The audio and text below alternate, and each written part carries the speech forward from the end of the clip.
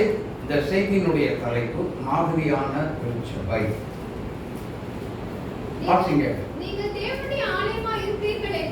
நீங்கள் தேவனுடைய ஆலயமா இருக்கிறீர்கள் என்றும் தேவனுடைய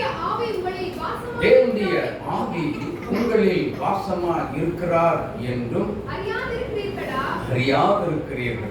ஒருவன் தேவனுடைய ஆலயத்தை கெடுத்தால் அவனை தேவன் கெடுப்பார். தேவனுடைய ஆலயம்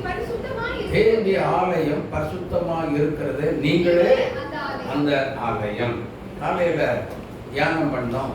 ஒரு தேவனுடைய ஆலயம் எப்படி கெடுக்கப்படுகிறது, எந்த ஸ்டேஜில் கெடுக்கப்படுகிறது? நீங்க தான், நம்ம தான் அந்த ஆலயம். அப்படிதானே? ஹலோ, நம்ம தானே அந்த ஆலயம். அப்போ அந்த ஆலயம் எந்த ஸ்டேஜில் கெடுக்கப்படுகிறது? கொஞ்சம் அது இன்னைக்கு சிலர் வராது இருக்கிறதுனால கொஞ்சமாக சொல்கிறேன்னு நினைக்கிறேன். என்னன்னா, நமக்கு ஒரு அருமையாக நம்ம பிள்ளைகள் இருக்கிறாங்க. டக்குன்னு என்ன பண்ணுறோம், நம்ம வேலைக்கு இடையூறாக இருந்ததுன்னா அந்த அப்படி செல்லை கையில் கொடுத்து என்ன பண்ணுறோம், வேலைக்கு இடையூறு இல்லாமல் வேகமாக அவங்க இஷ்டத்துக்கு விளையாடட்டு அப்படின்னு சொல்லி கையில் செல்ஃபோனை கொடுத்துடுறோம். ஆனால் அவங்க என்ன பண்ணுறாங்க அப்படின்னா, எதையோ ஒன்று நீங்கள் ஆப்ரேட் பண்ணி கொடுத்துட்றீங்க. ஆனால் அவங்களுக்கு சாசானவன் வேற ஒரு மூளையை கொடுத்து என்ன பண்ணுறான், எதையோ தட்டி பார்த்து கடைசியில் ஷாட்டுக்கு போயிடுறாங்க. ஷாட்டுக்கு போனால் கண்ட அசிங்கமானதெல்லாம் வருகிறது. அதெல்லாம் அப்படி பார்த்து பார்த்து பார்த்து இளம் வயதிலேயே சிறு குழந்தைகள் உள்ளத்துல பிசாசானவன் விஷத்தை விதைக்கிறான். சத்தியத்துக்கு புறம்பானதை விதைக்கும் பொழுதுதான் திருச்சபை கெட்டு போகிறது. இதை புரிந்து கொள்ளும். அல்லேலூயா. கெட்டு போகிறது. ஒருவன் தேவனுடைய ஆலயத்தை, அப்போ நாமளே என்ன செய்யறோம், தேவனுடைய ஆலயத்தை கெடுக்கிறதுக்கு நாமளே விதை போடுறோம். பிசாசுக்கு வழிய திறந்து விடுகிறோம். இதை யோசித்து பாருங்க. இன்னைக்கு நம்முடைய வாழ்க்கையில நம்முடைய இதய கதவு திறந்து கிடக்குது. நீ பூட்டுன்னு ஏன் சொல்றார் அப்படின்னு சொல்லி சொன்னா, நாமளே சிறு குழந்தைகளை கெடுத்து அந்த கதவை ஆட்டோமேட்டிக்கா என்ன செஞ்சிடறோம், திறந்து விட்டுறோம்.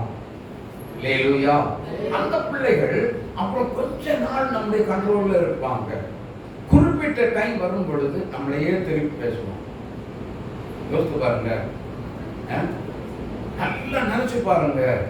அதனால தயவு செய்து கேடான வழிக்கு இந்த உலகத்தில், அதுவும் இந்த நாட்கள், இந்த கடைசி நாட்கள்ல ஏராளமான தாராளமான வழிவாசல் எங்க இருக்கு? பாக்கெட்ல இருக்கிற செல்போனுக்குள்ள நிறைய இருக்கு. சினிமா இருக்கு, நாடகங்கள் வருகிறது, இன்னும் வித்தியாசமான சில காரியங்கள் எல்லாம்.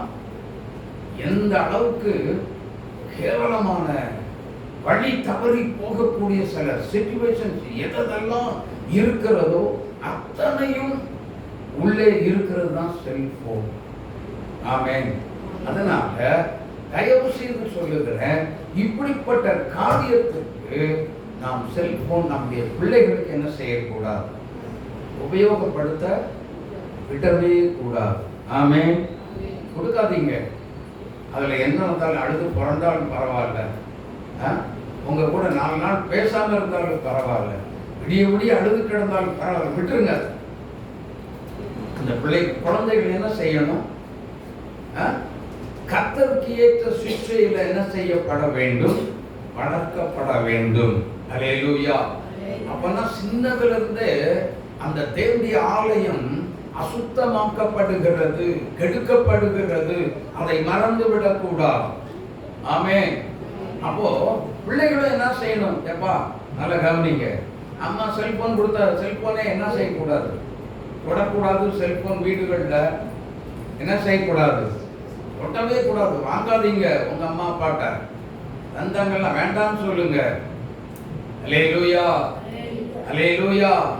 கேளுங்க. ஆனா என்ன சொல்லுங்க, அம்மா எனக்கு நல்ல பைபிளுக்காக வசனம் சொல்லி கொடுங்க அப்படின்னு நீங்க கேட்டீங்கன்னா உங்க அம்மா அப்பாவுக்கு மண்டையில உரைக்கும். ஓ, இவனே கேட்கிறாங்க, நம்ம இதுக்கு ஏன் செல்போனை கொடுப்பாங்க? அல்லேலூயா. ஆமா, தேவனுடைய பிள்ளைகள் ரொம்ப கவனமாக எச்சரிக்கையாக இருக்க வேண்டும். இந்த நாட்களில் பிசாசானவன் தந்திரமாக ஆலயத்தை கெடுக்கிற ஒரு முதல் வழி எச்சரிக்கையாக இருக்க வேண்டும். அல்லேலூயா. அப்புறம் ஆலயத்தை கெடுக்கிறதுக்கு இன்னொரு வழி நமக்கு என்னன்னா, எதிர்பாராத விதத்துல சோர்வுகளை கொண்டு வந்து விடுவான். சோர்வு, கவலை, ஒரு வேதனையா இருக்கும், திடீர் வேதனை. அப்ப நம்ம எதிரே பார்க்கவே மாட்டோம். எதிர்பார்க்காத விதத்துல இந்த சூழ்நிலைகள் எல்லாமே இப்படி வரும் பொழுது நாமே என்ன செஞ்சிருவோம்? ஜெபத்தை ஆட்டோமேட்டிக்கா மறந்துடுவோம்.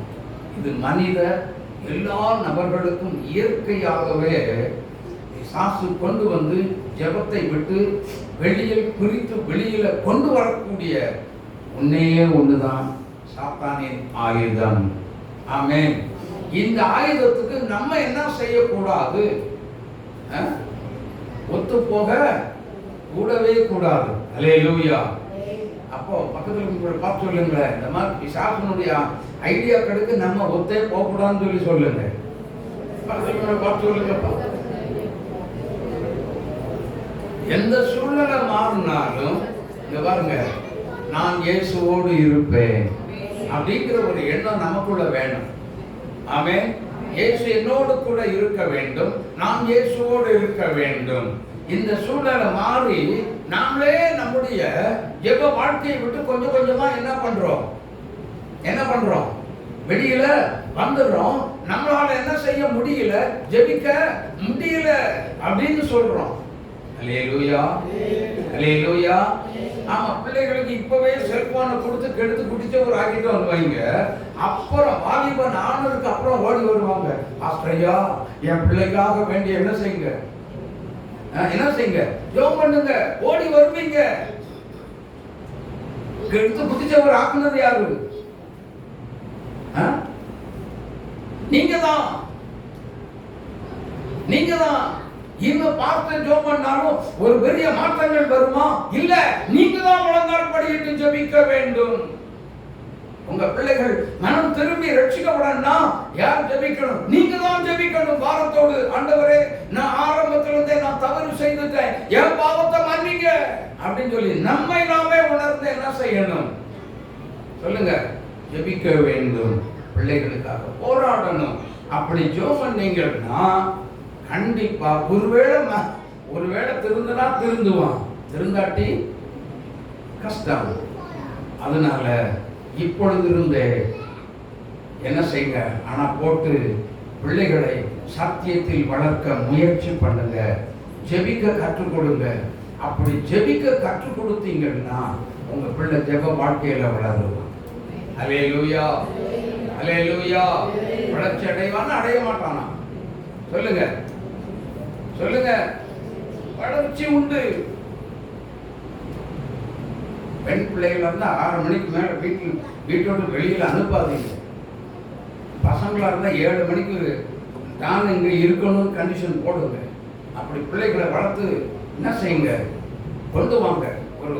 ஒரு வரமுறைக்குள்ள கொண்டு வந்தீங்கன்னா அவங்க கண்ட்ரோலுக்குள்ள வருவாங்க. அல்லேலூயா.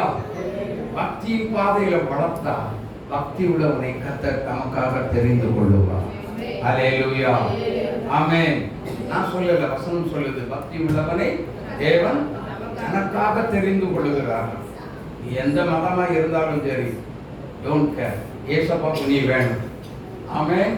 உனக்குள்ள பக்தி இருந்தாலே போதும். தெய்வத்தை குறித்த ஒரு பக்தி இருந்தாலே போதும், கர்த்தர் உன்னை பிடித்துக் கொள்ளுவார். அல்லேலூயா. யார் உனக்கு சுவிசேஷம் இயேசு நல்லவர் சொல்லி சொல்ல வேண்டிய அவசியமே இல்லை. ஆண்டவருக்கு தெரியும், ஆண்டவருக்கு தெரியும். அல்லேலூயா. ஆமா, எனக்கு அன்பான தேவனுடைய பிள்ளைகளே, அப்படியானால் ஒரு மாதிரியான திருச்சபையை கெடுக்கிறதற்கு பேரண்ட்ஸ் என்ன செய்யக்கூடாது? நல்ல வழி திறந்து விடவே கூடாது. அப்படியா? நல்ல வழியை திறந்து விட்டுருங்க, கெட்ட வழியை அடைச்சு விட்டுருங்க. ஆமென், ஆமென், அல்லேலூயா. சரி, தேவனுடைய பிள்ளைகளே, இன்றைக்கும் இப்பொழுதும் அந்த திருச்சபை முதலாவது எப்படி இருக்கணும் அப்படின்னு சொல்லி கேட்டீங்களா? 1 தெசலோனிக்கேயர் 3ஆம் அதிகாரம் 12வது வசனத்தை வாசிங்க சீக்கிரம்.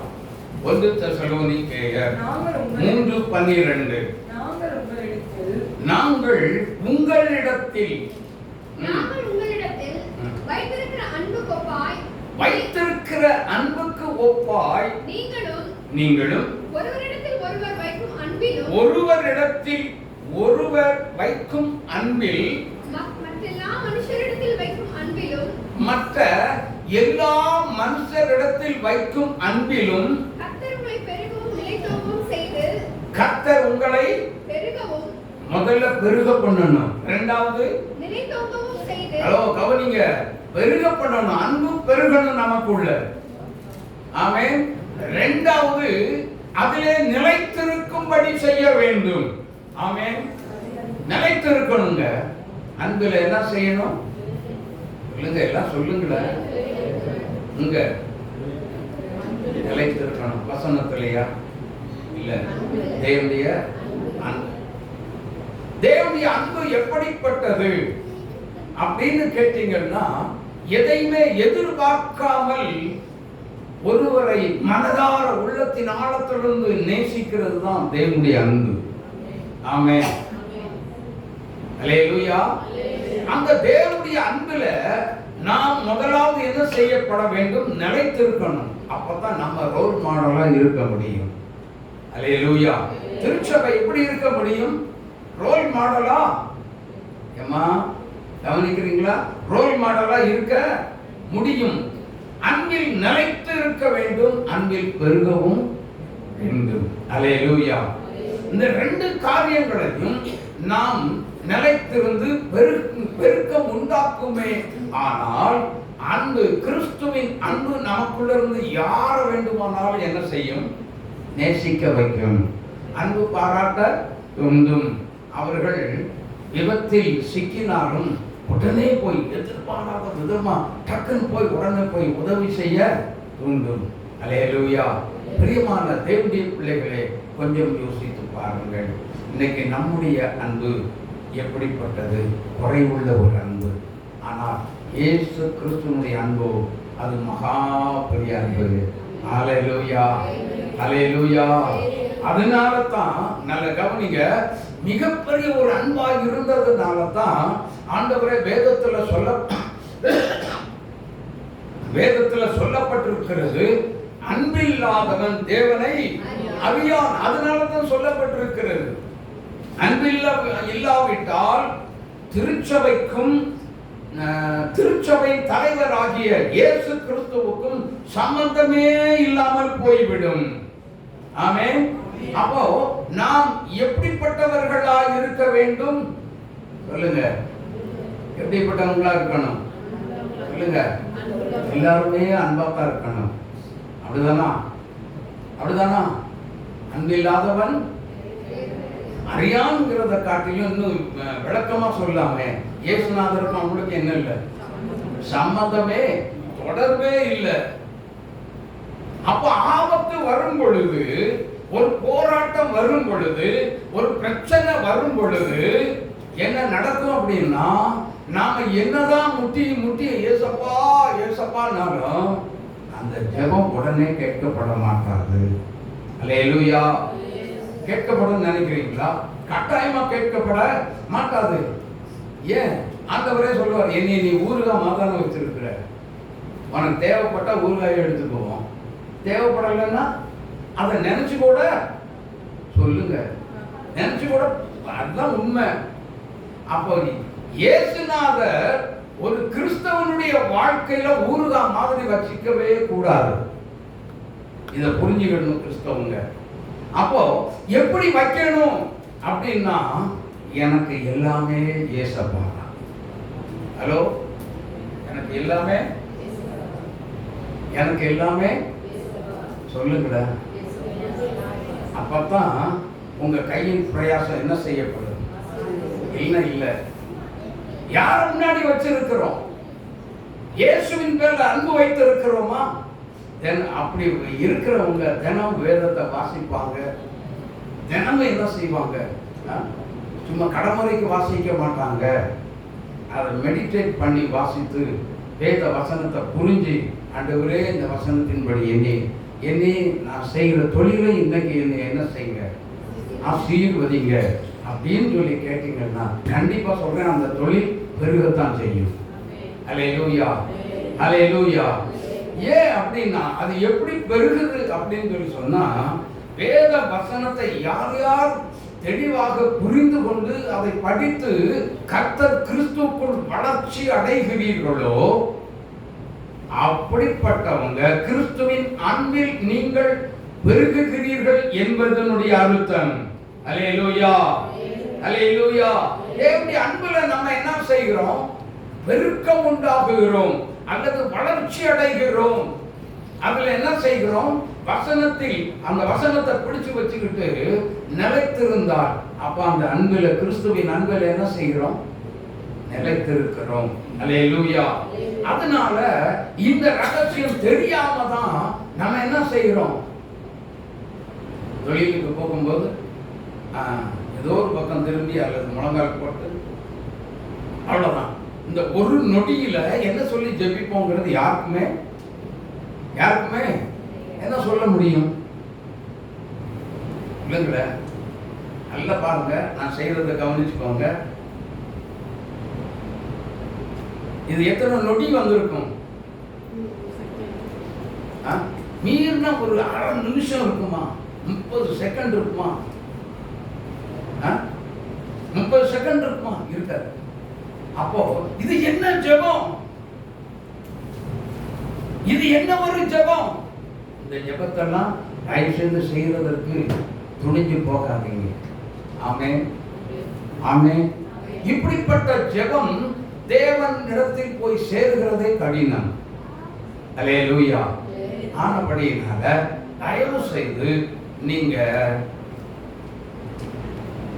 தொழிலுக்கு 5 மணிக்கு கடையை திறக்க போறீங்க அப்படின்னு சொல்லி சொன்னா, அல்லது உங்க வண்டியை எடுத்து வெளியே விட்டு சரக்கு எல்லாத்தையும் வெளியில அடுக்கி எல்லாம் 6 மணிக்கு போறீங்க அப்படின்னு சொல்லி சொன்னா, நீங்க 4 மணிக்கே எந்திரிச்சு என்ன செஞ்சிருக்கணும்? தேவ சமூகத்துல வந்து காத்திருந்து ஜெபிச்சிருக்கணும். அதனால தான் கர்த்தர் என்ன சொல்லுகிறார்? ஜெபிக்க கற்றுக் கொடுத்தார்ல, அதுல என்ன கேட்கும்படி சொன்னார்? மத்தேயு 6ஆம் அதிகாரத்தில் இருக்க அன்றன்றுள் அப்பத்தை இன்று எங்களுக்கு தாரும். அது எப்படி தருவாரு? நீங்க எங்க பாருங்க, எங்கேயோ முழங்கால் போட்டு டக்குன்னு 4 சிலுவையை போட்டு போன உடனே கிடைச்சிருமா? தேவன் அந்த ஜெபத்தை கேட்பாரா? கர்த்தர் அந்த ஜெபத்தை கேட்பாரா? அது என்ன ஜெபமே இல்லையே. யோசித்து பாருங்க. வாழ்க்கையில நல்ல ஒரு ஜெப வாழ்க்கை, இயேசுவோடு உள்ள ஒரு தொடர்பை ஏற்படுத்தி கொள்ளக்கூடிய ஒரு உறவை வளர்க்கிற ஜெபமாய் நம்முடைய ஜெப வாழ்க்கை மாறணும். அல்லேலூயா. அதுதான் இயேசுவின் பேர்ல நாம் அன்புள்ளவர்களாய், அன்பிலே, கிறிஸ்துவின் அன்பிலே பெருகுகிறவர்களாய், கிறிஸ்துவின் வார்த்தையிலே நிலைத்திருந்தால் இயேசுவின் அன்பிலே நாம் நிலைத்திருக்கிறவர்களாய் காணப்படுவோம். அல்லேலூயா, அல்லேலூயா. இல்லாவிட்டால் இல்லைங்க. அடுத்தது என்னன்னா, அதே 1 தெசலோனிக்கேயர் 4ஆம் அதிகாரம் 9வது வசனத்தை வாசிங்க. நான் உங்களுக்கு எழுத வேண்டுவதில்லை, நீங்கள் ஒருவரில் ஒருவர் அன்பாயிருக்கும்படிக்கு தேவனால் போதிக்கப்பட்டவர்களாய் இருக்கிறீர்களே. சகோதர சிநேகம். இன்னைக்கு சகோதர சிநேகம் என்பது குதிரை கொம்பா இருக்குது. ஆமென். சகோதர சிநேகத்தை விட இன்னொரு சிநேகத்தை கொண்டு ஆவியானவர் உள்ள கொண்டு வரார் பாருங்க. என்ன சிநேகம் தெரியுமா? தகப்பனுக்கும் மகனுக்கும் என்ன நடக்குது? பேப்பர்ல சமீபத்தில் அண்ணனும் தம்பியும் சேர்ந்து என்ன பண்றாங்க? சொத்துக்காக வேண்டி தகப்பனை க்ளோஸ் பண்றோம். அல்லேலூயா. ஆனா அடுத்தது என்னன்னா, இவங்களுக்குள்ள தகராறு வந்துருச்சு. இந்த அண்ணன் தம்பி 2 பேருக்குள்ளயுமே ஒருத்தனுக்கு ஒருத்தன் அடிச்சுக்கிறோம். எனக்கு இது வேணும் அது வேணும், தப்புன க்ளோஸ் பண்ணிட்டு இவனு அடிச்சுக்கிறாங்க. யோசித்து பாருங்க, எத்தனை கொலை வெறி. கொஞ்சம் சிந்திங்க, சபை எப்படி கெட்டு சின்னப்பட்டு சீரழிகிறது தெரியுமா? அதனால்தான் வேதம் சொல்லுகிறது, பிசாசுக்கும் இடம் கொடாமல் இருங்க. அப்படி இடம் கொடுத்தோம் அப்படின்னு சொல்லி சொன்னா, இடம் எப்படி கொடுக்கிறோம்? உலக சொத்துக்கு ஆசைப்பட்டா நம்ம என்ன செய்கிறோம்? ஆசைப்பட்டு ஏதோ ஒரு தப்பு பண்ணிடுறோம். தப்பு பண்ணோம், அடுத்த நிமிஷத்துல அந்த சாபம் நம்ம வீட்டு வாசல்ல வந்து படுத்து இருக்கிறது. யோசனையே இல்லையா? கொஞ்சம் சிந்திச்சு பாருங்க. ஆனா கிறிஸ்துவின் அன்பை நாம் இன்று வெளிப்படுத்தி இருந்திருந்தால், சரி போக்கா நீ வைக்கணுமா வச்சு போ. எங்க வீட்டுல அப்படித்தான் வந்தது. எனக்கு எதிராக எதுவுமே வேண்டாம், ஒண்ணுமே வேண்டாம், என்ன ஆளை விடுங்க. ஆமே, எனக்கு எதுவுமே வேண்டாம். தலை எடுத்துட்டு போய் கையை காலை வெட்டி வெட்டினா எனக்கு என்னப்பா, எனக்கு டோன்ட் கேர், எனக்கு ஒண்ணுமே வேண்டாம். ஆனால் என்னை தேடி கொண்டு வந்து கர்த்தர் கொடுத்தார். ஆமென், அல்லேலூயா. எனக்கு உதவி செய்தாருங்க, எனக்கு உதவி செய்தார். உங்களுக்கு உதவி செய்ய மாட்டாரா? உங்களுக்கு உதவி செய்வார். கிறிஸ்துவின் அன்பில் நிலைத்திருக்க வேண்டும், அதில் பலுகி பெருகவும் தேவனாகிய கர்த்தர் நமக்கு உதவி செய்ய வல்லவராக இருக்கிறார். அல்லேலூயா. யோவான் எழுதின சுவிசேஷம் 13ஆம் அதிகாரம் 34, 35 வாசித்து பாருங்கள். அங்கே வேதம் சொல்லுகிறத வாசிங்க. ஆண்டவர் மறுபடியும் சொல்றாரு, நீங்கள் ஒருவரில் ஒருவர் எப்படி இருக்கணுமா? எப்படி இருக்கணுமா? எல்லாம் சொல்லுங்க, அன்பா இருக்கணும் அப்படின்னு சொல்றாரு. எப்படி? அவர் எந்த ஒரு எதிர்பார்ப்பின்றி ஆண்டவர் தெளிவா சொல்றாரு பாருங்க, நான் உங்களில் அன்பா இருக்கிறது போல நீங்களும் ஒருவரில் ஒருவர் அன்பா இருங்கள் என்கிற புதிதான கட்டளையை உங்களுக்கு கொடுக்கிறேன். புதிதான ஒரு கமாண்ட்மென்ட் கர்த்தர் கொடுக்கிறார். ஒரு ஊழியக்காரன் கொடுக்கலங்க, ஆண்டவரே நமக்கு கொடுக்கிறார். அல்லேலூயா. அதனால ஆவியானவர் நமக்கு இப்ப போதனை கொடுக்கிறார்னு சொல்லி சொன்னா, நானும் நீங்களும் எப்படி வாழணும், இந்த உலகத்துக்கு நாம் எப்படி ஒரு ரோல் மாடலா திருச்சபை இருக்கணும் அப்படின்னு சொல்லி சொன்னா, அன்பை தரித்து கொள்ள வேண்டும். அல்லேலூயா. எல்லாரையும் பார்த்து கிறிஸ்துவின் அன்பை நாமும் நீங்களும் தரித்து கொள்ளணும்னு சொல்லுங்க. பக்கத்தில் இருக்கிறவங்களை பார்த்து சொல்லுங்க. ஆமென், ஆமென்.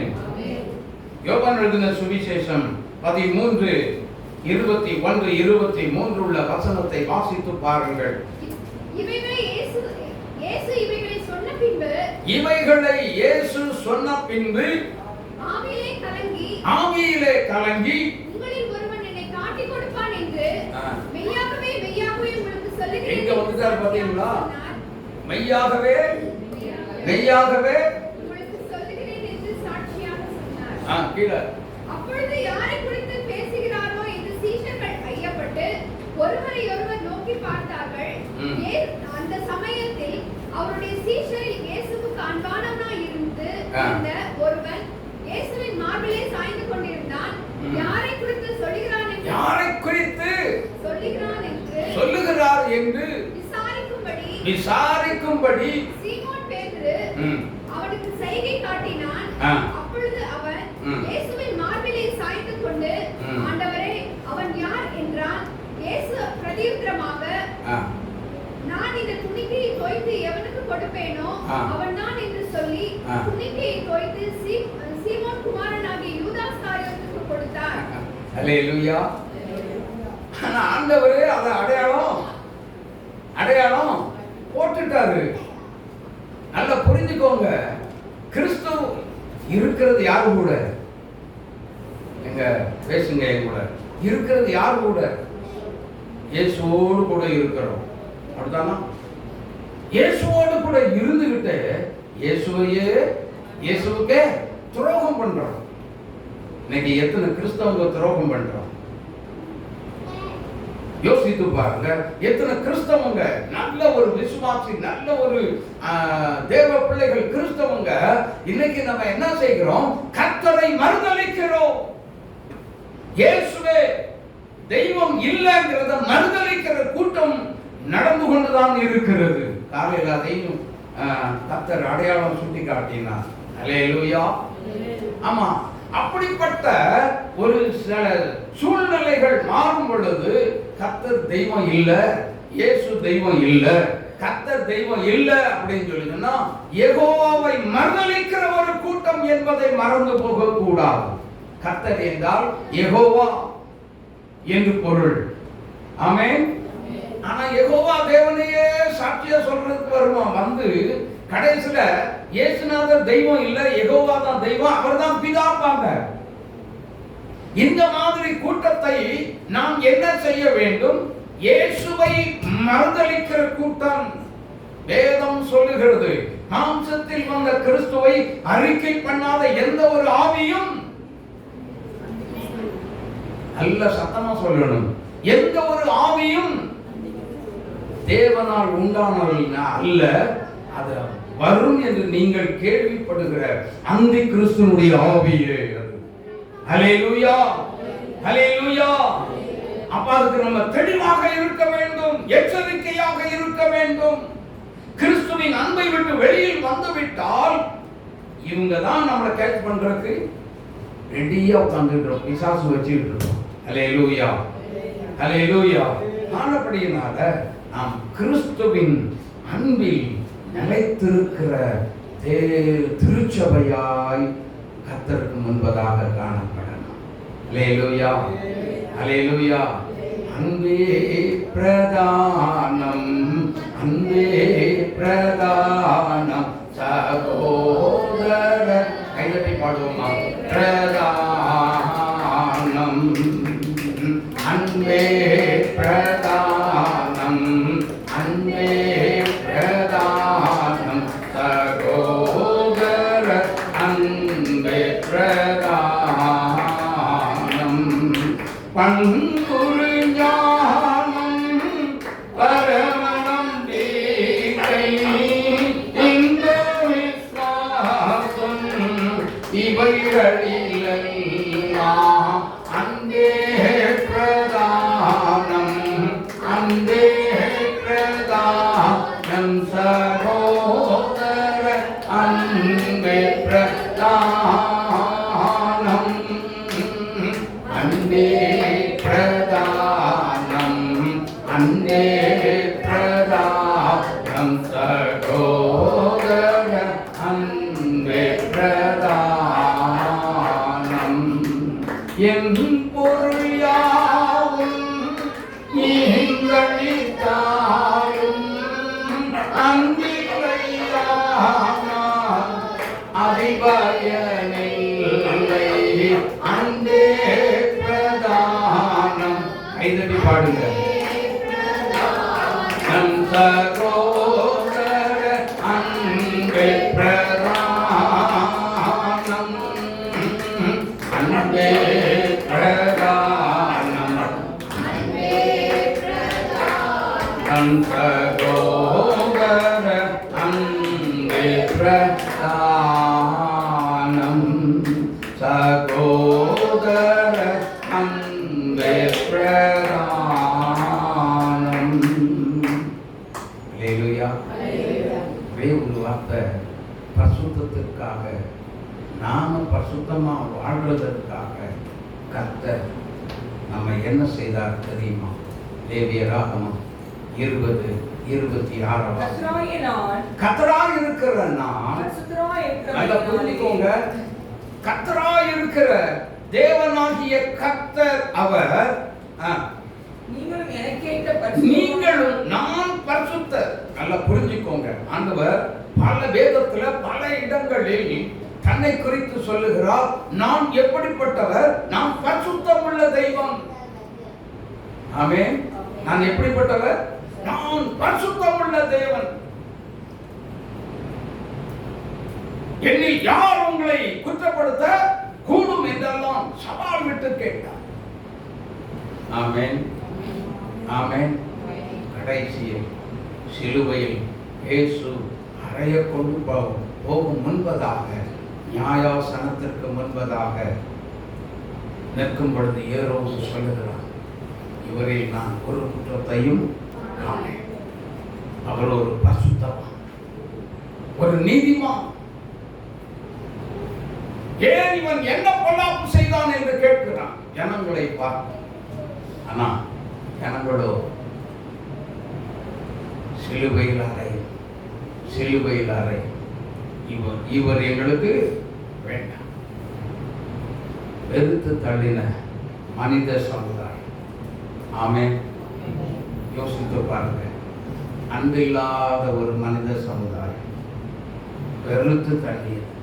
ஆனால் தேவனாகிய கர்த்தரோ தம்முடைய அன்பை வெளிப்படுத்தி, பிதாவே இவர்களுக்கு மன்னியும், தாங்கள் செய்கிறது என்னதென்று அறியாதிருக்கிறார்கள். பூரண அன்பை, தெய்வீக அன்பை மனுக்குலத்தின் மீது எந்த ஒரு சமுதாயம் வெறுத்து தள்ளியதோ, மனித சமுதாயத்தை நேசித்து பிதாவே இவர்களுக்கு மன்னியும் என்று முழு அன்பையும் கர்த்தர் இந்த உலகத்துக்கு வெளிப்படுத்தினார்.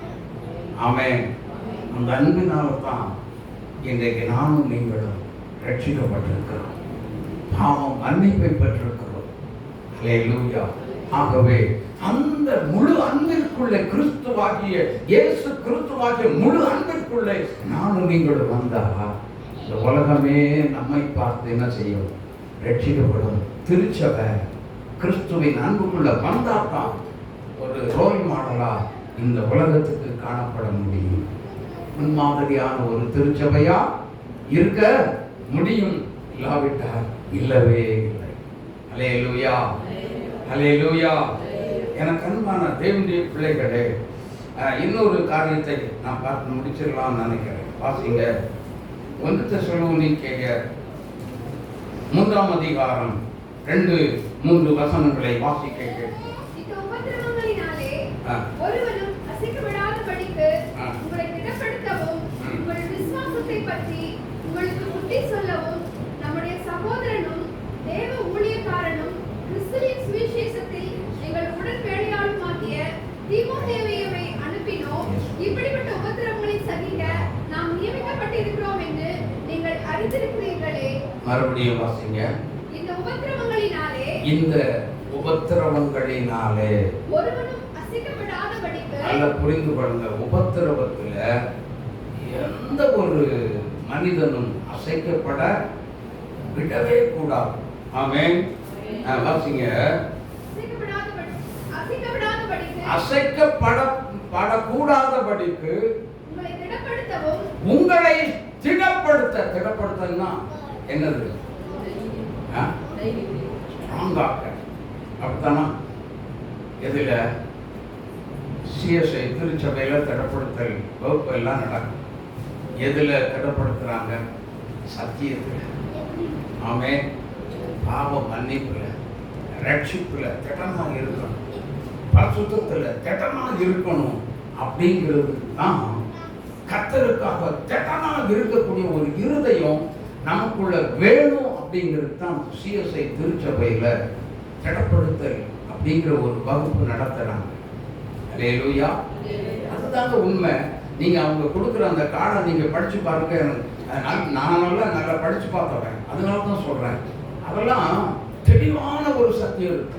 அந்த சத்தியத்துல எல்லாம் அந்த வேத வசனங்களை படிச்சாலே அதே நமக்குள்ள கிரியைகளை செய்யும். சபையில பதவி சண்டை அதெல்லாம் படிச்சுட்டா போதும், சபைக்குள்ள பதவி சண்டையே ஒழிஞ்சே போகும். தெரியுமா? கிறிஸ்துவை பிரதிபலிக்கக்கூடிய ஒரு இருதயம் நமக்குள்ளே தானாக வந்துவிடும். எனக்கு அன்பான தேவனுடைய பிள்ளைகளே, அதெல்லாம் இன்னைக்கு இல்லாம சபை பாழா போயிட்டு இருக்கு. பதவிக்காக பதவி வெறி பிடிச்சு சண்டை அடிதடி, ஒருவருக்கு விரோதமாக ஒருவர் எழும்பி ஒரே திருச்சபையில விட மோசமான ஒரு காரியத்தை சாதித்துக் கொண்டிருக்கின்றார். இந்த சூழ்நிலைமைகள் கிறிஸ்தவ சமுதாயத்தில் வெளியேற்றப்பட வேண்டும். ஆமென், ஆமென். எதற்கு? பதவி மோகம். பதவி மோகம் மனிதனுடைய ஒரு திருச்சபையினுடைய முன்மாதிரியை அழித்து போடுகிறது, அதை கெடுத்து போடுகிற ஒரு திருச்சபை. ஒருவன் தேவனுடைய ஆலயத்தை கெடுத்தால் கட்டாயம் கெடுப்பான். அது இப்ப தெரியாது, பின்னாடி தெரியும். அல்லேலூயா. திருச்சபை உலகத்துக்கு முன்மாதிரியா இருக்க வேண்டிய திருச்சபை பிரச்சனையில போய் விடலாமா? உபத்திரவத்தை சகிக்கிற ஒரு திருச்சபையாய் நாம் ஆட வேண்டும் தேவனுடைய பிள்ளைகளே. அல்லேலூயா. என்ன வந்தாலும் எப்பா நான் கிறிஸ்துவுக்காக எல்லாத்தையும் என்ன செய்ய போறேன், நான் பொறுமையா சகிக்கிறேன். இயேசுவே அதை சகிக்கக்கூடிய பலத்தை எனக்கு தாரும் ஆண்டவரே அப்படின்னு ஜெபிக்கிற ஒரு திருச்சபையாக இருந்தா இன்னைக்கு உலகத்துக்கு நம்ம ரோல் மாடலாக இருப்போம். அல்லேலூயா, அல்லேலூயா. எத்தனை பேர் விசுவாசிக்கிறீங்க? எத்தனை பேர் விசுவாசிக்கிறீங்க? கரந்தட்டி இயேசுவை மகிமைப்படுத்துங்க. அப்பதாங்க கர்த்தர் நம்மளை ரோல் மாடலா வைப்பார். நமக்கு பதவி பட்டம் பெருசு இல்ல, இயேசுதான் பெருசு. ஆமென். கர்த்தர் எழுதி கொடுத்த சத்தியம் நமக்குள்ளே இருக்க வேண்டும், சத்தியத்தில் வாழ வேண்டும். அதுதாங்க நமக்கு முக்கியத்துவமாக இருக்க வேண்டும். ஆமென். உபத்திரம் வரும் பொழுது திருச்சபை உபத்திரப்படாமல் இருக்காது, நெருக்கம் வராமல் இருக்காது, துன்பம் வராமல் இருக்காது, சஞ்சலம் வராமல் இருக்காது.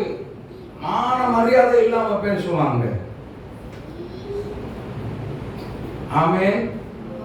ஆனால் அந்த நேரத்திலும் அதையும் பொறுமையாக சகிக்கக்கூடிய ஒரு அன்பை தேவன் நம்முடைய உள்ளத்தில் ஊற்றி என்ன செய்வார்? அப்படிப்பட்ட ஒரு துயரத்திற்கு உபத்திரவத்திற்கு கர்த்தர் நீங்களாக்கி நம்மை ரட்சிப்பார். அல்லேலூயா, அல்லேலூயா. இந்த வசனத்தை மறுபடியும் வாசிமா. இந்த உபத்திரவங்களினாலே ஒருவரும் நம்மை அசைக்க முடியவே முடியாது. உங்களை திடப்படுத்தவும். இது அடுத்தது பாருங்க. அடுத்தது என்ன வருது? உங்களுடைய விசுவாசத்தை பற்றி உங்களுக்கு புத்தி சொல்லவும் நம்முடைய சகோதரனும் தேவனுடைய ஊழியக்காரனும் கிறிஸ்துவின் சுவிசேஷத்தின் நிமித்தம் உடன் வேலையாடுமாகிய தீமோத்தேயுவை அனுப்பினோம். இப்படிப்பட்ட உபத்திரவங்களை சகிக்க நல்ல புரிந்து கொள்ளுங்க. இப்படிப்பட்ட உபத்திரவங்களை சகிப்பதற்காக நாம் நியமிக்கப்பட்டிருக்கிறோம். கரந்தட்டி இயேசுவை மகிமைப்படுத்துங்க. அல்லேலூயா. நாம் அழைக்கப்பட்டிருக்கிறோம். எதற்கு அழைக்கப்பட்டிருக்கிறோம்? இப்படிப்பட்ட ஒரு உபத்திரவம் வந்தா வரும், சஞ்சலம் வரும். பாடு இல்லாம பரலோகம் இல்லை. ஆமென்.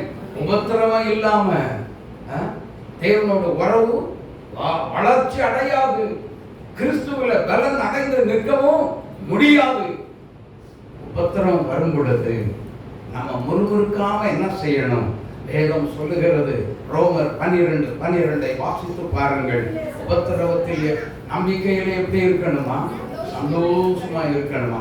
உபத்திரவத்தில் எப்படி இருக்கணும்? பொறுமையா இருக்க வேண்டும். யோவான் 6:33 சொல்லுகிறது. என்ன சொல்லுகிறது? என்னிடத்தில் சமாதானம் உண்டாயிருக்கும் பொருட்டு இவைகளை உங்களுக்கு சொன்னேன்,